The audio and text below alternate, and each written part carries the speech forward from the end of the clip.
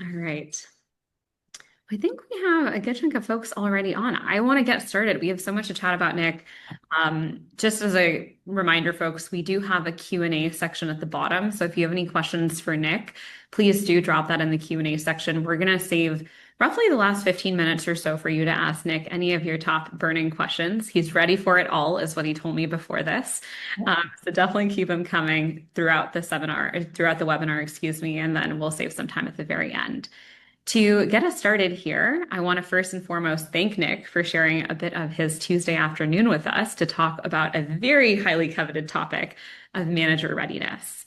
I'm going to do a quick introduction about myself and Complete, and then I'll turn it over to Nick to do a quick introduction as well.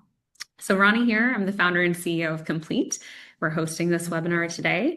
We're a compensation platform focused on everything from comp communication, comp planning, to even helping you isolate your compensation philosophy. So everything from the offer process, compensation cycles, total rewards, and no surprises here, but manager training and readiness. So as you know, a lot of what we focus on is making sure that the last mile of communication is actually resonating with the folks that are the stewards of the comp program. We're based in San Francisco, California, which is where I'm dialed in from today. And through this conversation, I'm sure I'll share a few snippets from my background, but I actually was a comp consultant before I started Complete. A lot of folks tend to forget that little part of my career, but I definitely can empathize with a lot of the programs that Nick has put in place and excited to hear more about what makes them successful. So I'll turn it over to you, Nick, to do a quick introduction, and then we'll jump in from there. Yeah, great. Thanks, Ronnie. So it's been wonderful to watch kind of the evolution of technology in the compensation space in particular. And I have probably more experience than I like to admit, but I've worked with some of the highest performing companies in the world and led compensation and total rewards at companies like Microsoft and Nike and Tableau and Airtable and really had the opportunity to work with great colleagues, great peers, great mentors and love opportunities like this to be able to share some of the experiences I've had to be able to help the community and really give back and help people get more comfortable around what I believe is probably the single most important element of compensation, which is manager readiness. And happy to jump in and happy to get to questions. And I know we have a lot to Yeah. cover. So I appreciate everyone's time coming together and meeting with us. I am in Seattle, sunny Seattle in the summer for those of you that aren't aware, and it's great to be able to join this podcast or this webcast.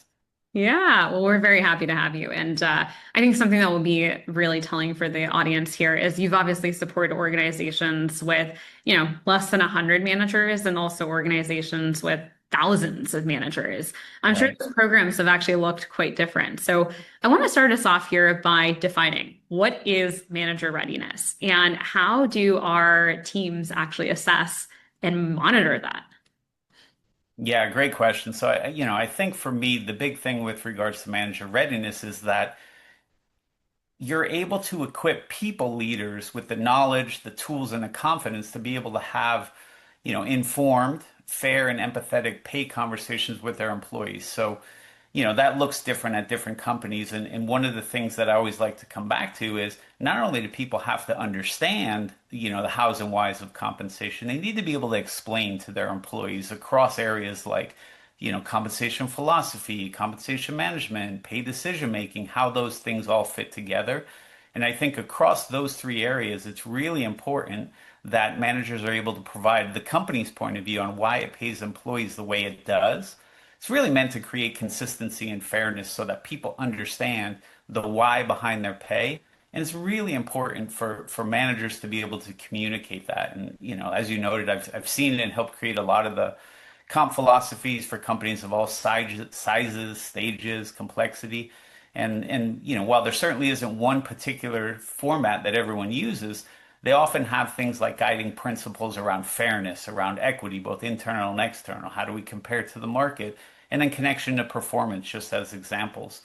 Compensation management is the piece of manager readiness that reflects how the company uses those different elements like pay structures and market data to really guide pay progression.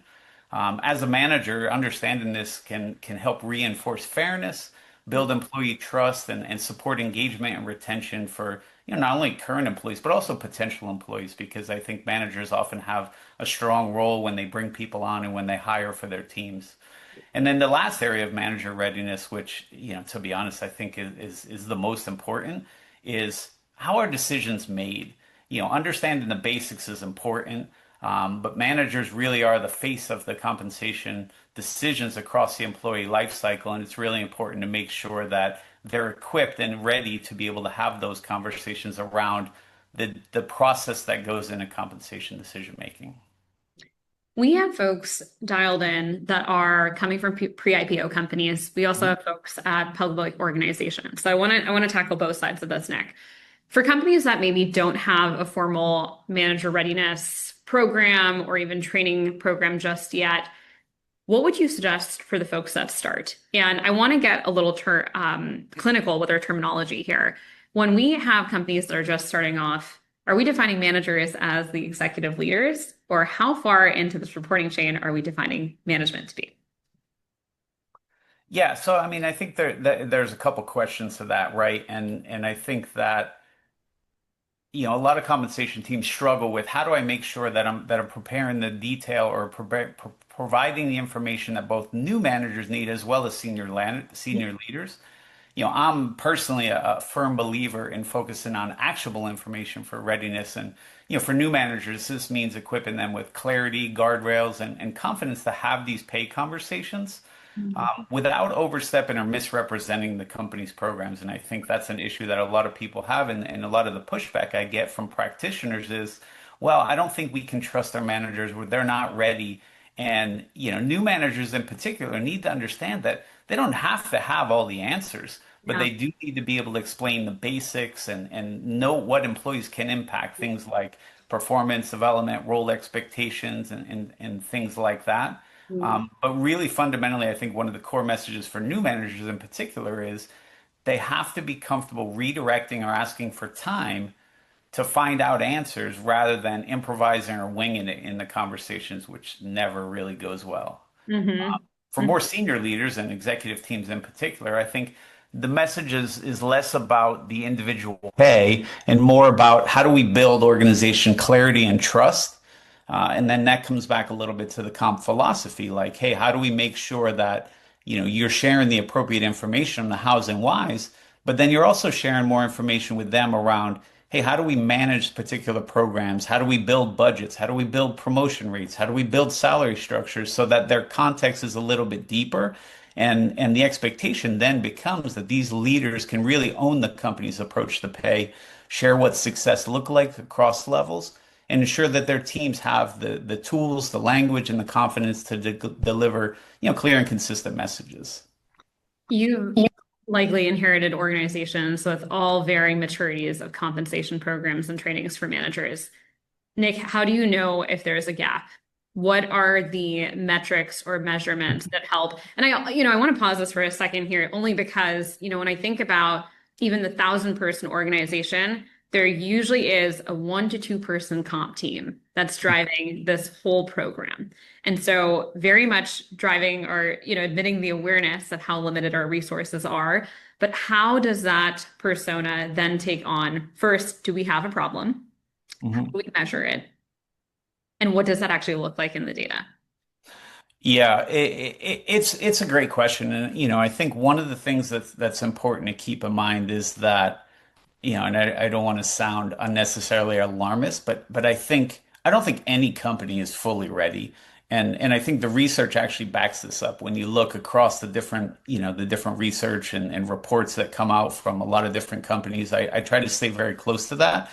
And I Mhm. think Syndio did a workplace equity report very recently. And one of the things that stood out for me there was that only 12% of companies felt as though they were fully prepared from a compensation or a pay and career perspective to be able to deal with the transparency and to be able to tell their story effectively. So I think that in and of itself, when the number is that low, tells you what a massive opportunity this is across all companies. Mhm. So I think one of the things that I always recommend is that if you're going to be as progressive as possible and as impactful as possible, you have to partner with leadership to make sure work like this, manager readiness, really gets prioritized and then supported because there's such a significant return in employee engagement and productivity. And being able to have a regular rhythm or approach for training managers is something that you want to have in place regardless of where you're starting from. What is that cadence that you've typically seen? So it really depends. I think a lot of times what ends up happening is that companies will default to the once a year or align their manager readiness activities up just directly with an annual review cycle or maybe twice a year with mid-year and so forth. And I think that's a missed opportunity because when you think about the investment that companies are making in compensation in particular, it's massive.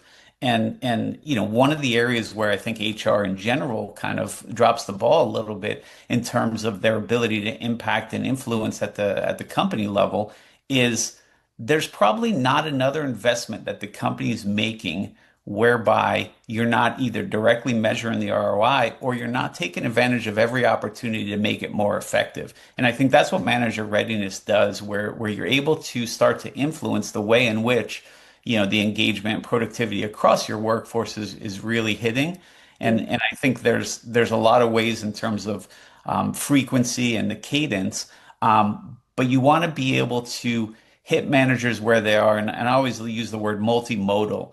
And multimodal for me, from a readiness perspective, means it's not just a once a year, slide deck that someone presents at a time that may not be time zone friendly for global companies, but it's really a continuous investment in the way in which managers learn about how to have these conversations, how to make these decisions. And that's everything from kind of what I'll call snippets and really short bite-sized videos to be able to talk about, hey, how do I determine a promotional increase? How do I move somebody through a salary range? How do I take a job transfer and put them in a range in a new geographic zone? These can be 1 to 2 minute videos that I think when they're available to managers through a portal or through, whatever learning system someone might have, can be really impactful to be able to drive the kind of return that everyone wants to be able to get on the investment the company's making. I have so many more questions I'm going to pepper you with around tooling. So we're going to come back to that. I couldn't agree more in terms of multimodal because when we think about compensation, the number of touch points is disproportionately higher, right? If you think about hiring, retention grants, I mean, we're what, in June right now, and we have a customer that's coming up on their third cycle of the year, and we haven't even gone through, the entirety of Q2. I do think it begs the question, however, around how do we keep that content and training up to date? And this is a big topic right now at Complete as we focus on clients that have a very agile comp forward approach. We're thinking about more bespoke ways of supporting a very unique set of our labor class. So what guidance do you have for folks that are trying to build a training program around what feels like a moving target? Yeah, I mean, I think the guidance I'd give there is that if you view it as just point in time, you're not really seeing the whole picture. Because I really think that compensation continues to evolve, and I think what you're also seeing in a lot of places is that legislation is pushing companies and compensation teams in particular to really take a different approach to compensation. And that subsequently means that if you're going to think about, what you described as the last mile, which is managers, how do we make sure that the last mile it doesn't become a problem in terms of our ability to articulate the way in which we make investments in our employees? So I think if I think about the cadence and I think about the frequency and I think about the dynamic nature of compensation and compensation changing in the workplace, I think it's not different to me than what I would call core responsibilities of managers. There's always things that are evolving in terms of where people are, how you want them to think about succession, how you want them to think about career development, how you want them to think about, changing nature of jobs and work and where impact can actually be had. And one of the things that's important is that compensation and the way in which we're investing in our employees should be no different and should be something that you don't necessarily tie to a singular event, but you build out a work back plan for the course of a year in terms of, hey, how do I want to build and structure the way in which I deliver these trainings, recognizing that no one ever has enough time and resources to be able to do everything you want. But at the same point, I think this work needs to be prioritized and built out in a plan that's, that's aligned to the business and where you actually have opportunities to influence managers and start to get in front of them with information they should have. If a manager is not as participatory in these programs, Nick, Yeah. say that they should still be interested in having conversations. Where do we draw this line?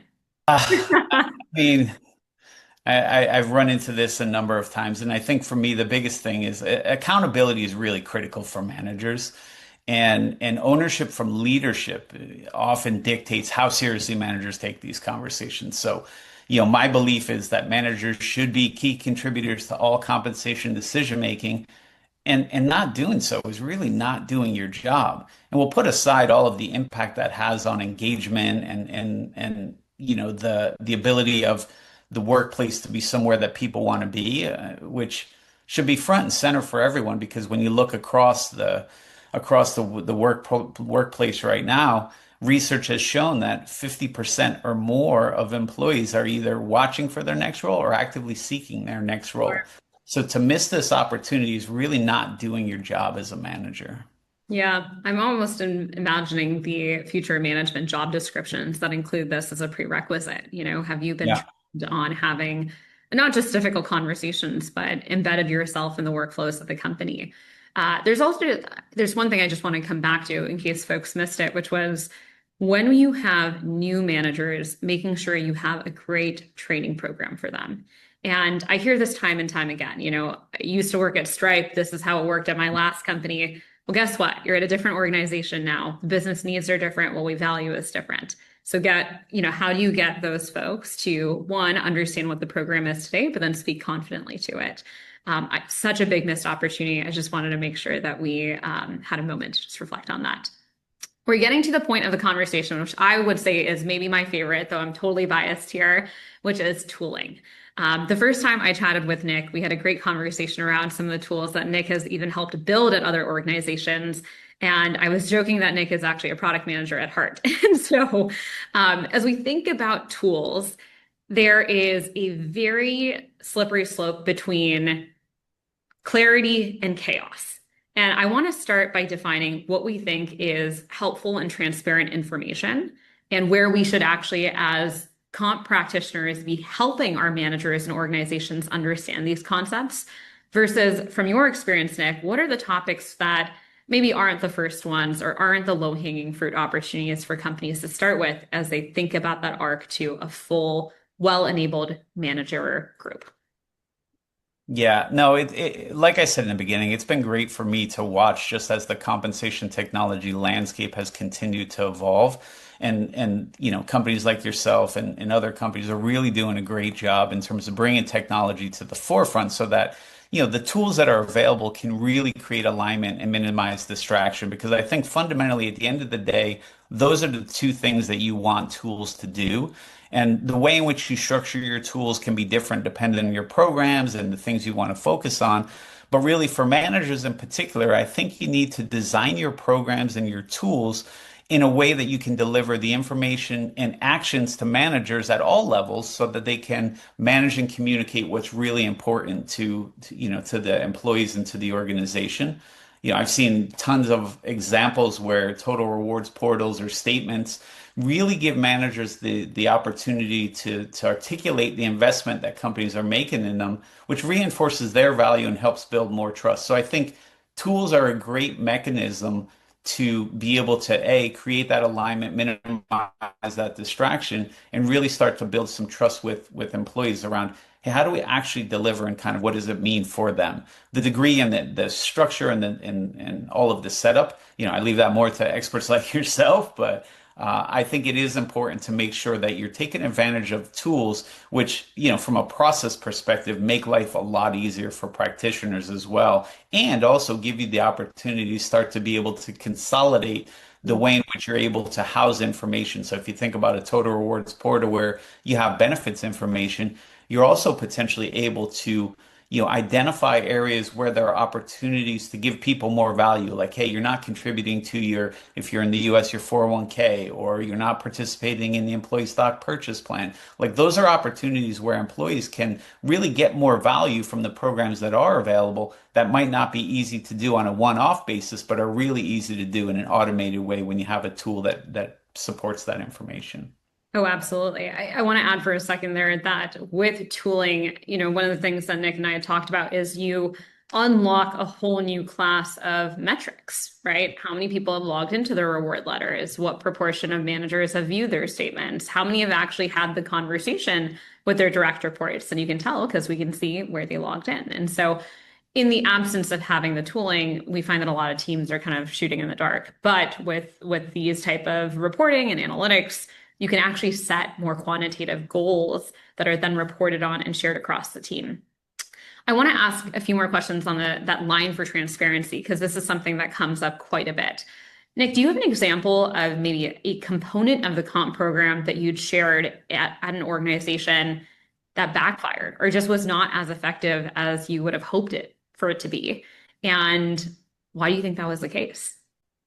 Yeah, so I think it's a great question. I mean, I think the underlying question there is when is transparency helpful and when is it too much, right? And I think things like the philosophy, how roles are leveled, when market data is used, things like that, which behaviors or outcomes are rewarded. I think that kind of clarity really helps people understand the system and trust that it's fair. And what you see across too in the research is that people are actually more engaged by understanding that the process by which their pay is set is fair and that their manager can communicate that than the actual pay level. Mhm. And I tell people that sometimes and they sort of look at me side-eye and say, well, if they just pay me more, I'll be more satisfied. And it's like, yeah, research actually shows that's not the case.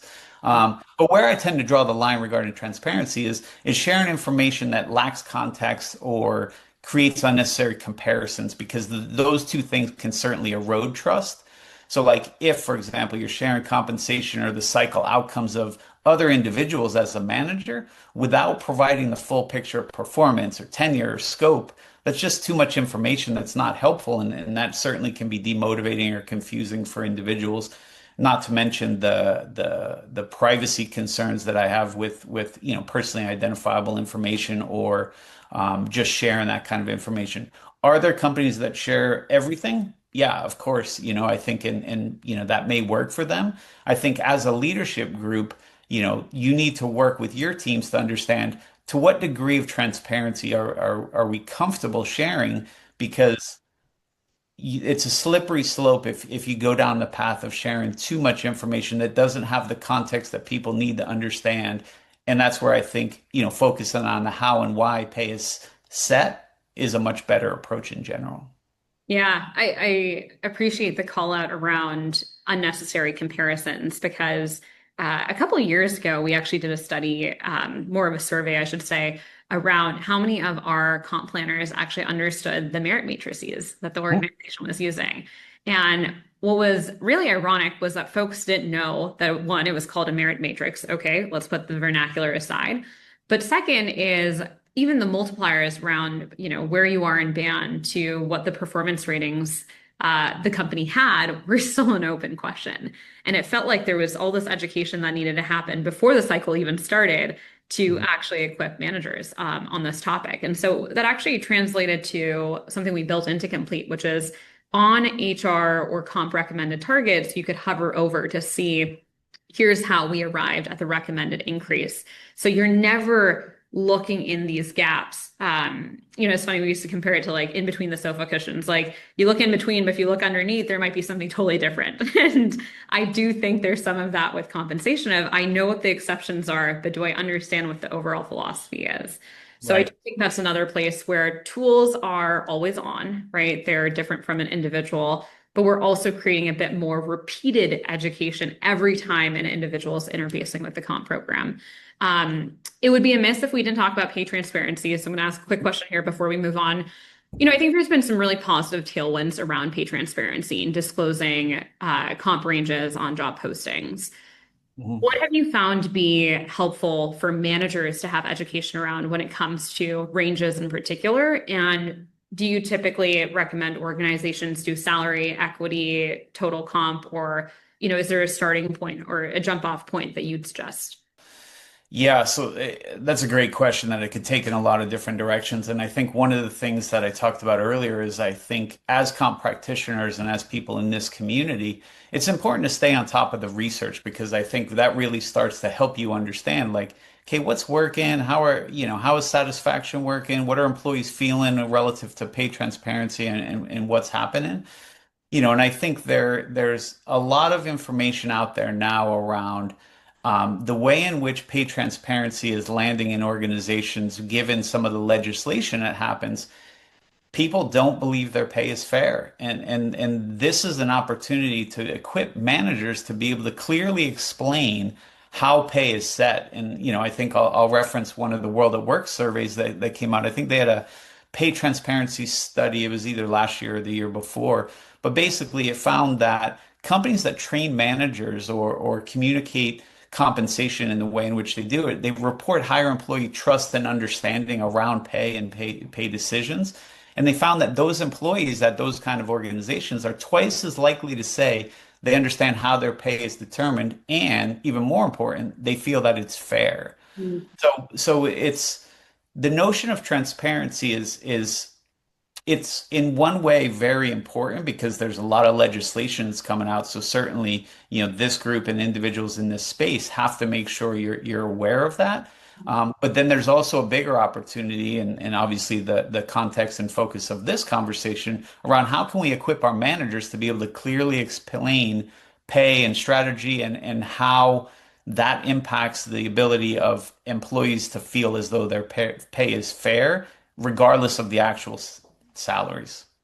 Yeah, I think what is a miss for organizations is when they implement tools and think that tools are a replacement for these manager conversations. Yeah.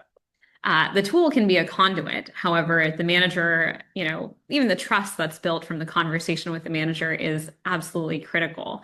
Yeah. Do you have any guidance for folks that are in the junction of incorporating tools or maybe already have tools in place and how to make sure that managers don't get caught in that trap of thinking the tool will take this off their plate? Yeah, I mean, I think you hit it earlier. The last compensation to me is very much a last mile problem. And I think for those that aren't familiar with exactly what a last mile problem is, I always like to explain it with an example from my background, which is, take Nike, for example. Nike is the world's leader in athletic footwear and apparel and accessories and world renowned for their design and manufacturing capability. But if you think about Nike and you order a shoe or a sweatshirt or whatever it may be that you're super excited about and is designed like world class, if it gets lost or it gets damaged or the store you go to doesn't have your size, you're not going to be satisfied. And I think what ends up happening sometimes in compensation, and which is exactly the same, is we'll focus a lot on the design and the tools and the programs, and we'll geek out on a lot of the sophistication that can come with different programs, and we won't focus on the manager readiness, and employees will end up dissatisfied the same way you were dissatisfied if your shoes were lost or damaged or whatever, because we're not investing in that readiness piece. So readiness to me is really the core driver, and tools are enabler of that readiness. And the way in which you think about that is you have to start to change the culture around managers and ownership of compensation and pay decision making. Because a lot of times when managers don't like an outcome or they don't like the message that they have to communicate, they'll pin it back on HR or they'll pin it on compensation. I Sure. think we've all seen that. Tools give them a mechanism to be able to show it, but they actually don't explain how can I communicate this in a way that actually reflects the values of the organization and why you're being paid what you're being paid. So I feel as though tools are a great enabler, but again, it comes back to fundamentally how do we make sure the managers are prepared to have the conversation with employees at all different levels that aligns with, the way in which the organization wants to think about their compensation of employees. Before we move on to accountability, this is a slippery slope. I am aware of it before I even ask it. Yeah. Have you ever experimented with giving cycle or, census averages or heuristics to help aid those conversations? Things like average promotion rate in this last cycle, average increase by performance rating. And really the question is stemming from what type of content can better enable managers when they have to have those more difficult conversations?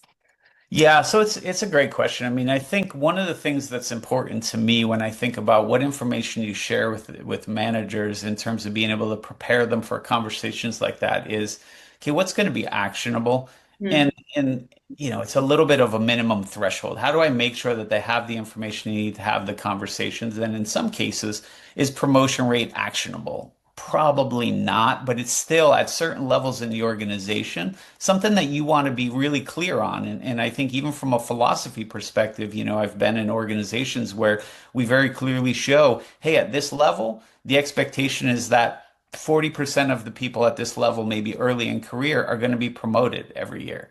Yeah. So you want to set the expectation that culturally, this is what we value, this is what we're going to reward. You don't necessarily have to get into the nuts and bolts in terms of like, hey, how do we get to the 40%? What is the average increase? Things like that. But I think you do need to be able to articulate to managers, this is how the process works. This is how those things are decided. This is the level at which those things are decided. And then it becomes really imperative for managers across the chain to be able to have those conversations around, okay, why did this person get promoted, but this person didn't? And again, that's one of the roles in terms of managerial capability that you need to be able to assess and then ultimately be able to enhance and work with teams to make sure that they're comfortable having those conversations with their managers, particularly managers of managers and then leaders as you move up the organization. Yeah, I think it's always the best practice to not share information that we don't expect to land in the hands of employees, because I do think sometimes those lines can get blurred. Uh, Yeah. Great call out. And I think that promo rate is something that I could see being very easily taken out of context and leading to more open questions versus driving more trust, which is the ultimate goal. I want to take us to our last theme of questions before we move on to opening it up to Q&A from the broader group. So feel free to start thinking about questions or putting them in the chat, folks. Accountability. Everything we've talked about, great. Great to hear about how do we get this buy-in internally? And Nick, I'm going to set the stage for you. So you worked on compensation at Microsoft prior. Satya's fully focused on this AI race. We're equipping new teams to take over cloud. Nick comes along and says, I need every manager to be focusing on comp conversations. How do we drive the accountability at the executive level? Yeah, it's a good question. I mean, everyone struggles, I think, with that question. And, I'll use the Microsoft example because, I led global compensation programs there.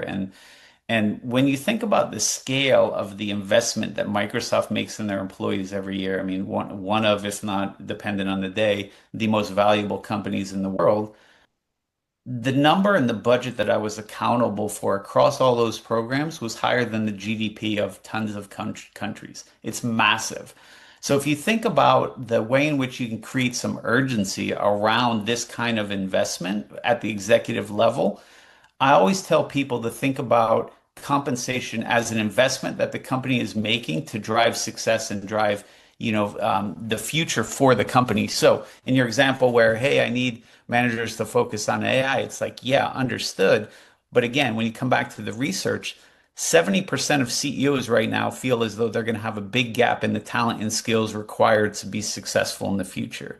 If I can tell you that the talent and skills that are required are going to be improved, or your retention or ability to attract that talent and skills is going to be improved by investing in this activity, I think that's a great way to drive that urgency and start to connect for executive leadership teams the way in which you have to think about the investment that's being made and not think about it, oh, I'm going to give managers a training. It's like, no, let me help you understand not only how can we shepherd managers to be more effective managers, but also build more compelling and engaging lives for our employees in terms of how they think about the way in which they're paid. And then ultimately, how do we make sure we're taking advantage of the investment that we're making and getting the appropriate return? And if I can get you a better return on that by readying managers, I think Satya and the leadership team everywhere will be hard pressed to say no to that, given kind of the impact that you can have on employee engagement and productivity. Yeah. I don't know if you've witnessed this firsthand, and I'm not going to assume that you have. With every executive team, there tends to be a few folks that are always a little bit busier, maybe a little bit less available to the compensation team or even HR more generally. Is there any messaging, aside from what you just described, that typically helps get some of these especially busy folks onto the right side or on your side when it comes to establishing this comp program? Yeah, I mean there's always gonna be some people that don't have time for whatever it is you're working on and are gonna view things as, not worth their time. And I think that's where support and ownership at the highest levels is really important. And, one of the examples I'll use is, when I was at Tableau, we did our first global pay equity study. And the beauty of it was, we had announced the acquisition from Salesforce, so that made it a whole lot more complicated, but we had already done a lot of the work and we were just in the process of making the adjustments and rolling everything out.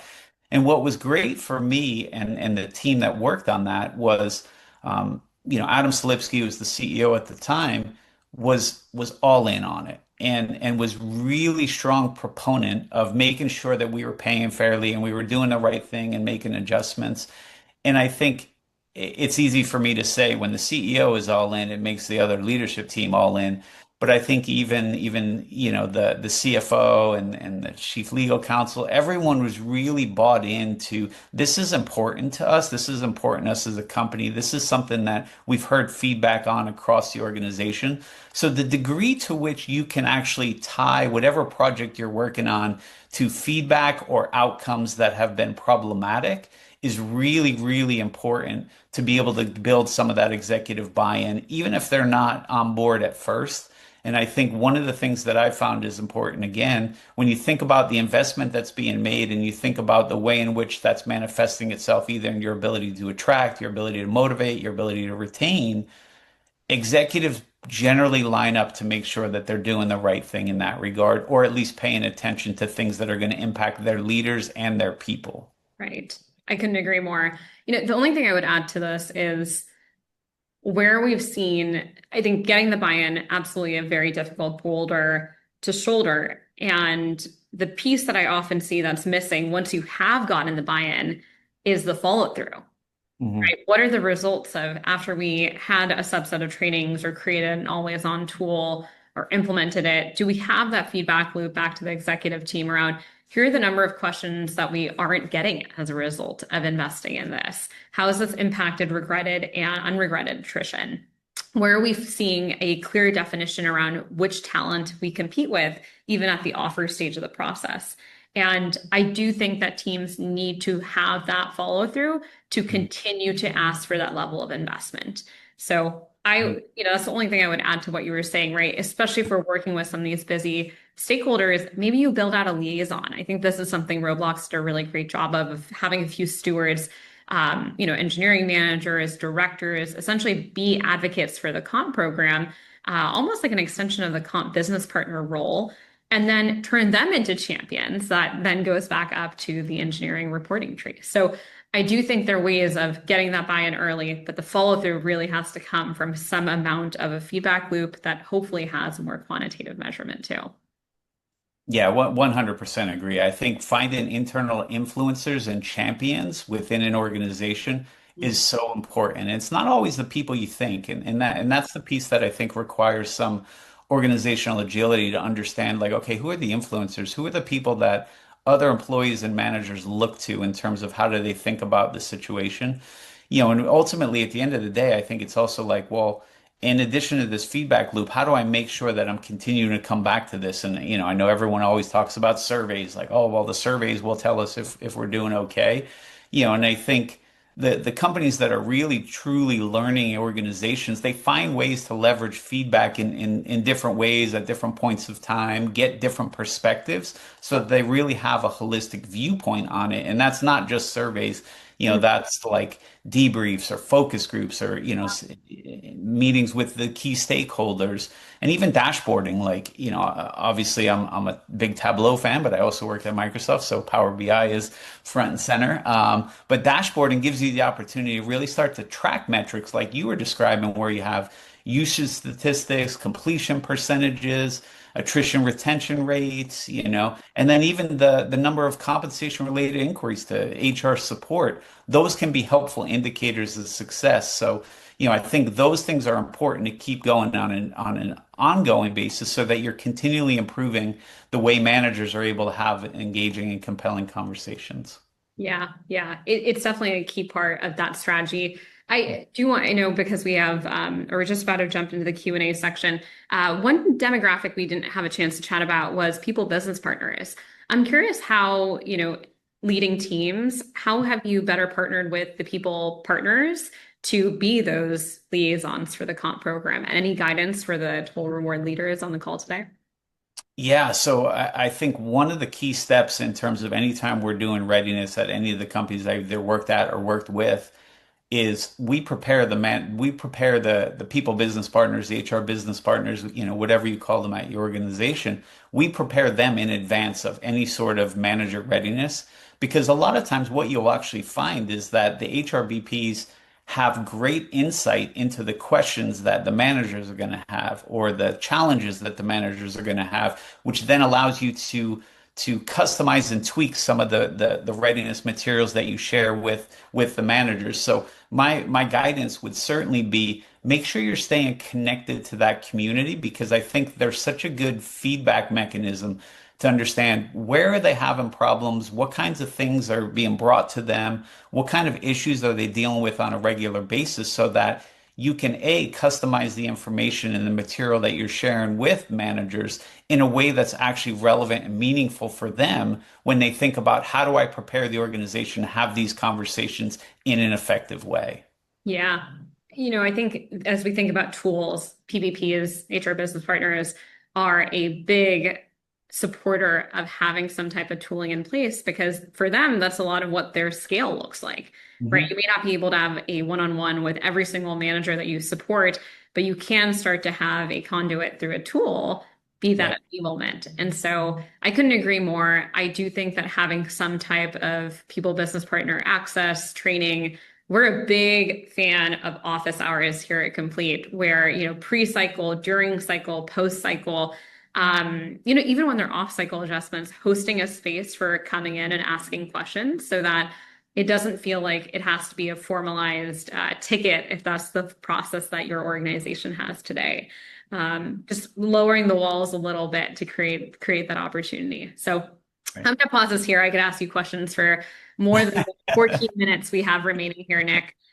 So for folks that are dialed in, please do ask any questions in the Q&A. I'm going to start with the first one actually that had come up. And the question here is, do you think that there should be compensation one-on-one that is employee facing to support managers when they're explaining the comp philosophy to their employees? Or do you think education should only be manager facing and allow managers to provide this information to employees? Yeah, so it's a great question, right? And if you think about how do you scale programs, like if you have a small company, it actually might be, you might be better served doing one-on-one conversations. What is all to you, Nick? I mean, I've worked with companies that have 25 people. So to me, that's a small company and Sure. you can do one-on-one conversations. When you're at 150,000 employees, you can't scale that, right? So you have to find the balance in terms of where you're at from a life cycle perspective, how big you are, how much you trust your managers, how much time you're able to allocate to it. I do think that readiness materials are not solely for managers. I think that you should have information available to employees, whether it's through a portal, whether it's through a tool like Complete, whether it's through, some sort of mechanism where they can go and understand those things I talked about before. What is the compensation philosophy? What is compensation management? How are decisions made? Because I think all the research points to that's such a key driver for people's satisfaction with pay that they understand those elements and the way in which they get those, whether it's self-serve, whether it's through a manager, whether it's through an HR operations partner or a compensation person. I think you have to play with what makes sense for your organization, but recognize that, just equipping the managers is not, finishing the job. You have to make sure that employees have access to the information that's relevant for them that you want them to understand around how compensation works at the company you're at.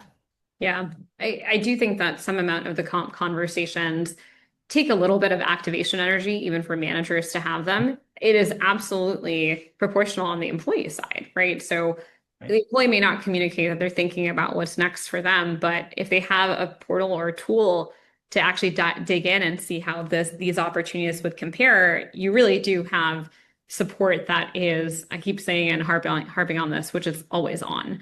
Yeah. Managers, to an extent, totally agree, employee facing needs to happen. Yeah. Okay, moving us on to our next question here.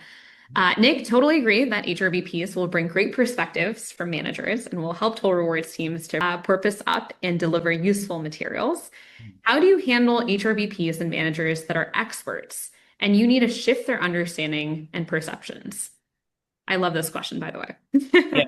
no, it's a great question, and I think sometimes when you think about porpoising up from kind of the where somebody's at and really thinking about it strategically, I think it's important that you're able to talk to these individuals because the example you gave where like, hey, this is how we did it at Stripe, and this is, I mean, I've heard that tons of times.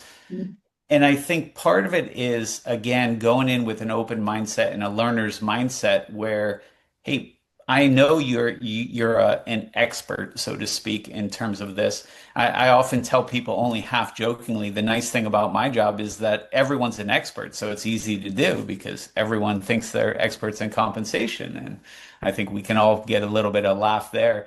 But I do think it's important for people that are potentially um, stuck in their ways or have certain perspectives around things, it's important to set the appropriate context. And in cases where that may be difficult for you as an individual, to work with their manager or other folks that might be able to influence them as well. And I think that's where, again, organizational agility becomes really important to be able to communicate the compensation philosophy for the company that they're at now versus, where they may have been.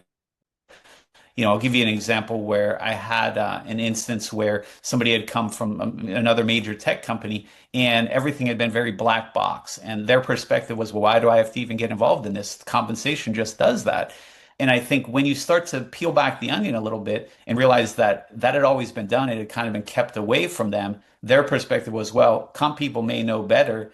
And they're failing to recognize that, again, coming back to the research shows very clearly that managers are the best mechanism to be able to deliver the message in a way that employees will view the process as fair and equitable.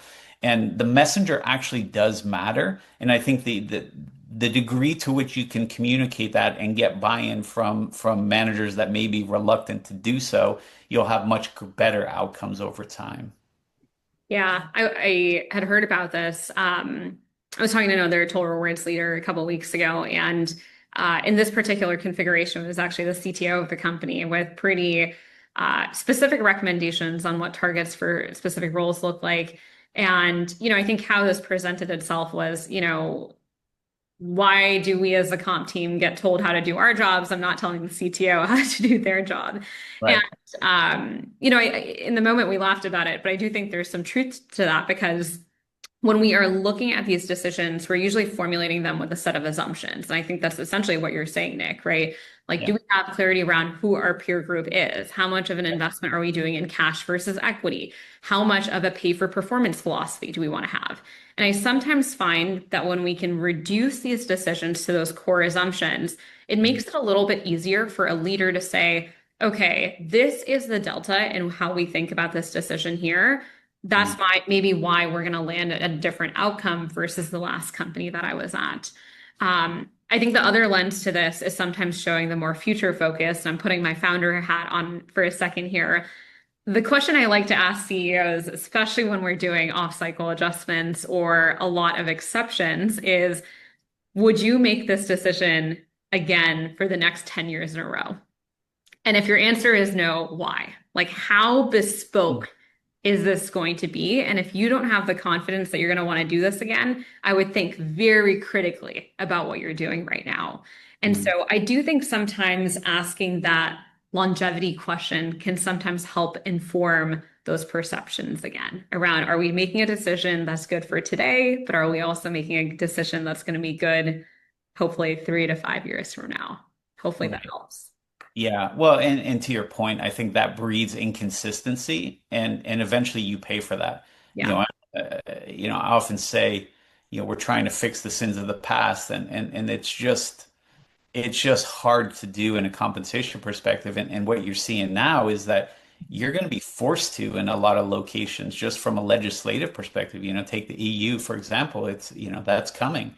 A lot Yeah. of the a lot of the changes and the requirements there are going to be really impactful for companies that have been inconsistent around, compensation and the way they're making decisions and the way they're thinking about jobs. So I think the degree to which you can get alignment that you don't want to have to fix sins of the past in the future can certainly work to your advantage. Yeah.